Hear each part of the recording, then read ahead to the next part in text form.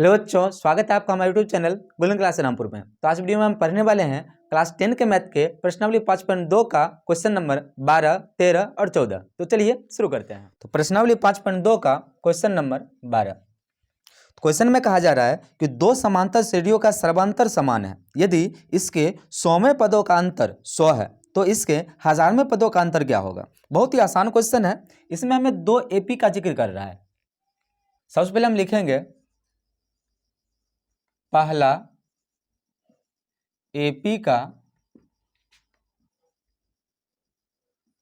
प्रथम पद। पहले एपी का जो प्रथम पद है जिसे हम ए कहते हैं, इसे हम A1 मान लेंगे, ठीक है।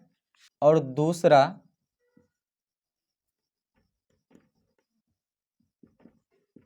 एपी का प्रथम पद, इसे हम A2 मान लेंगे, ठीक है। हम लिख लेंगे यहां पर प्रश्न से। प्रश्न में हमें दिया हुआ कि दोनों एपी का सर्वांतर एक समान है, तो हम यहां पर लिख सकते हैं कि दोनों एपी का सर्वांतर बराबर डी, ठीक है। डी क्यों लिखे? क्योंकि सर्वांतर को हम डी इस प्रकार मानते हैं। 100वें पद का जो अंतर है वो 100 है। तो यहां पर हम पहले लिख लेंगे कि प्रथम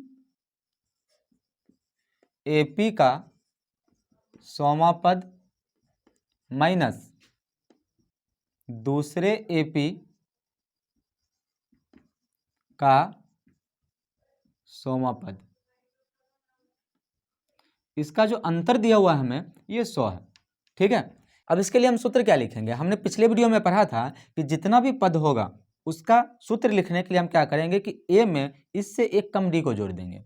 तो इसका जो प्रथम पद यानी कि ए होगा वो A1 होगा, क्योंकि हमने A1 माना है। यहाँ पर हम क्या लिखेंगे कि A1 प्लस 99D, ठीक है, और माइनस, और दूसरा में क्या हो जाएगा A2 होगा इसमें, क्योंकि इसका दूसरा एपी है ना, तो दूसरा एपी का प्रथम पद को हम A2 माने हैं, और प्लस हो जाएगा इसमें भी 99D बराबर 100। अब इसके ब्रैकेट को हटाएंगे तो हो जाएगा A1 plus 99D minus A2। इसका चिन्ह बदल जाएगा क्योंकि बाहर माइनस है, जब ये माइनस से गुना हो जाएगा तो इसका चिन्ह बदल जाएगा, और फिर होगा 99D बराबर 100, ठीक है।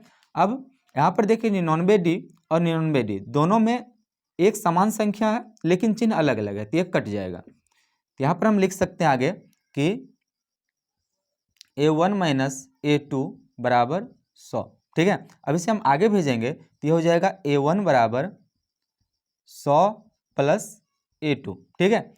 इसे हम समीकरण 1 मान सकते हैं या फिर इतना ही से रहने देते हैं, ठीक है। अब हमें क्वेश्चन में कहा जा रहा है कि इसके 1000वें पदों का अंतर बताइए। तो फिर से हम लिख लेंगे कि प्रथम एपी का 1000वां पद माइनस दूसरे एपी का 1000वां पद, ठीक है। अब इसके लिए हम सूत्र क्या लगा सकते हैं? 100वां पद के लिए क्या सूत्र लगाया? A1 प्लस 99D, लेकिन यहाँ पर 1000वां पद है तो यहाँ पर हम लिखेंगे A1 प्लस 999D, ठीक है, माइनस फिर यहाँ होगा A2 माइनस 999D, सॉरी यहाँ पर प्लस होगा, ठीक है। अब आगे इसके ब्रैकेट को हटाएंगे तो ये हो जाएगा A1 plus 99D minus A2, यहाँ पर फिर से चिन्ह बदल जाएगा तो माइनस 999D, ठीक है। अब यहाँ पर देखिए कि यहाँ भी क्या होगा कि ये दोनों कट जाएगा क्योंकि यहाँ भी संख्या एक समान है और चिन्ह अलग अलग है, तो इसे हम काट लेंगे। तो इसे आगे लिख लेते हैं। तो यहाँ क्या आ जाएगा? ये हो जाएगा कि A1 माइनस A2, ठीक है। अब यहाँ देखिए कि हमने A1 का मान क्या निकाला था? 100 प्लस A2। तो यहाँ पर हम A1 के मान को रख सकते हैं, तो क्या हो जाएगा ये 100 प्लस A2 माइनस A2, ठीक है। यहाँ जो A1 का मान था उसे हम यहाँ पर रख दिए, ठीक है। अब यहाँ देखिए कि ये दोनों कट जाएगा, फिर तो आंसर क्या आया 100, तो ये हो गया इसका आंसर। यानी कि इस एपी का 1000वें पदों का जो अंतर है वो कितना है, 100 है, जितना 100वें पदों का अंतर है। ठीक, इस प्रकार क्वेश्चन नंबर 12 को बना सकते हैं हम लोग। तो आप इसका स्क्रीनशॉट ले लीजिए। हम चलते इसके अगले क्वेश्चन की तरफ। अगला क्वेश्चन है क्वेश्चन नंबर 13। तो 13वां क्वेश्चन में कहा जा रहा है कि 3 अंकों वाली कितनी संख्याएं 7 से विभाज्य है। ये क्वेश्चन भी बहुत ही आसान है। सबसे पहले आपको पता करना है कि 3 अंकों वाली जो संख्या है वो कहाँ से शुरू होता है और कहाँ पर खत्म होता है। तो 3 अंकों वाली संख्या हम यहाँ पर लिख लेंगे कि 3 अंकों वाली संख्या। तो 3 अंकों वाली जो संख्या होता है वो आपको पता होना चाहिए कि 100 से शुरू होता है और 999 पे। ठीक है, ये सबसे छोटी संख्या है और ये सबसे बड़ी संख्या है। अब हमें इसके बीच जांच करना है कि 7 से विभाज्य कितनी संख्या होगा। ठीक है, तो यहाँ पर हम लिखेंगे 7 से विभाज्य प्रथम संख्या। तो प्रथम संख्या के लिए हमें क्या करना होगा कि इसे 7 से भाग लगाना होगा। ठीक है, तो पहले हम क्या करेंगे कि 100 को 7 से भाग लगाएंगे। तो ये एक बार में लगेगा 7, आ गया यहाँ 3, फिर ये 0, 4 बार में 28, आ गया 2। यहाँ पर क्या करेंगे, जो 7 है यानी कि भाजक जो है उसे हम क्या करेंगे, शेषफल में जो 2 आया है इसे माइनस करेंगे और जो आया है उसे हम 100 में जोड़ देंगे। ठीक है, तो यहाँ आ रहा है कितना, 105। इसी प्रकार यदि आपको इस प्रकार किसी संख्या से आगे किसी संख्या की विभाज्यता जांच करना है तो आप इस प्रकार निकाल सकते हैं। ठीक है, तो इसका प्रथम जो 7 से विभाज्य संख्या होगा वो कौन सा होगा, 105। ठीक है, इसमें अब हम 7 जोड़ते जाएंगे, इसकी अगली संख्या निकलते जाएगा। ठीक है, तो दूसरा संख्या जो होगा 7 से विभाज्य वाला वो कौन होगा, इसमें अगर हम 7 जोड़ते हैं तो हो जाएगा 112। फिर तीसरा संख्या के लिए फिर से इसमें हम 7 जोड़ देंगे तो हो जाएगा 119। ठीक, अब निकालना हमें अंतिम संख्या। अब अंतिम संख्या जो है ये सबसे बड़ी है यानी कि 3 अंकों की सबसे अंतिम संख्या है, तो इसको फिर से हम 7 से भाग लगाएंगे।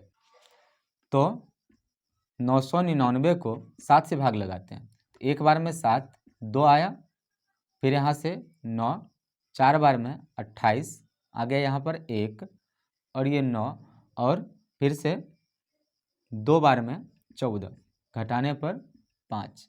जब हम किसी संख्या से पीछे विभाज्यता का जांच करेंगे तब आपको क्या करना है कि जो संख्या यहाँ पर आया है यानी कि भाज्य जो है उसमें से शेषफल को माइनस कर देंगे। जब इसे हम घटाते हैं तो ये होगा 994।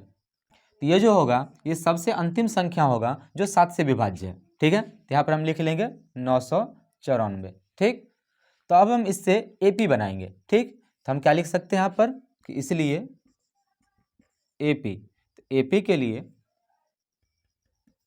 एपी में प्रथम पद कितना है, 105, दूसरा पद 112, तीसरा पद 119 और इस प्रकार अंतिम पद जो होगा ये होगा 994। ठीक है, अब यहाँ से हम n का मान निकालेंगे और जो n का मान होगा वही इसका आंसर होगा, यानी कि उतनी ही संख्या जो है वो 7 से विभाज्य होगा। ठीक है, तो इस एपी में प्रथम पद यानी कि a कितना है, 105 और d जो इसका आएगा 7 आएगा, क्योंकि जब दोनों को हम घटाएंगे a2 माइनस a1 इस दोनों को घटाएंगे तो ये 7 आएगा। और अंतिम पद को हम क्या बोलते हैं, an। ये कितना है, 994। ठीक है, तो an का हम सूत्र लगा देंगे।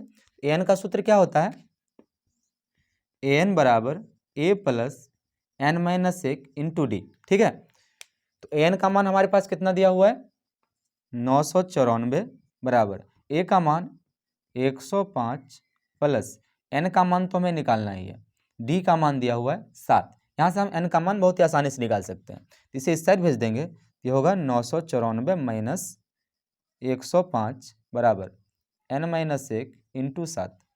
14 में से 5 को माइनस करेंगे तो 9। ठीक है, और ये 8 बच जाएगा यहाँ पर। फिर 9 में से 1 माइनस करेंगे तो आ जाएगा 8, यानी कि 889 बट्टा में 7 आ जाएगा बराबर n माइनस 1।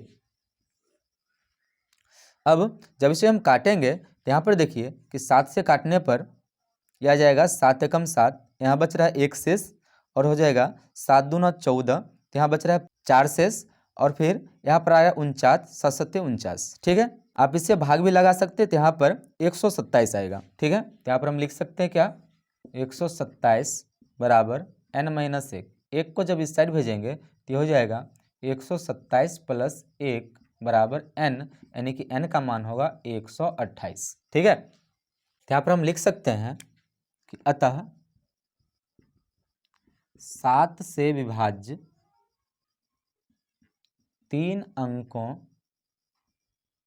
वाली 128 संख्या है। ठीक है, ये हो गया इसका आंसर। ठीक, इस प्रकार हम किसी भी क्वेश्चन को हम बहुत ही आसानी से बना सकते हैं। क्वेश्चन नंबर 14, 14वां क्वेश्चन में कह रहा है कि 10 और 250 के बीच 4 के कितने गुणज हैं। तो ये भी क्वेश्चन उसी प्रकार है। यहाँ पर हम लिखेंगे 10 और 250 के बीच 4 का प्रथम गुणज। गुणज का मतलब ये हुआ कि 10 से आगे या फिर 250 से पहले 4 से विभाज्य होने वाली संख्या कौन कौन सी होगी। तो 10 के बाद जो 4 से विभाज्य होने वाली संख्या वो है 12। ठीक है, और फिर से दूसरी संख्या या फिर दूसरी गुणज ये होगा, फिर इसमें 4 जोड़ देंगे यानी कि 16, फिर तीसरी गुणज, फिर इसमें 4 जोड़ दीजिए 20, फिर इसी प्रकार अंतिम गुणज निकालेंगे। तो 4 से भाग होने वाला 250 से पहले या फिर 250 तक सबसे अंतिम संख्या कौन सा होगा। तो जैसे इसमें हम भाग लगा के निकाले थे उसी प्रकार इसमें भी निकालेंगे। तो 250 को हम 4 से भाग लगाएंगे तो हो जाएगा 6 बार में 24, 1 और 0, फिर 2 बार में 8, 2। तो हम बताए थे कि जो शेष आएगा उसे हम भाज्य से माइनस कर देंगे।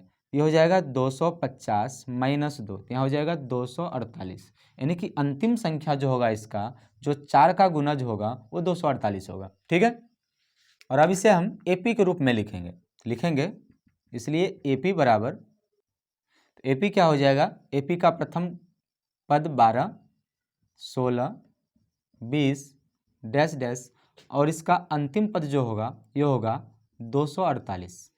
फिर से हम यहाँ पर n का मान निकालेंगे।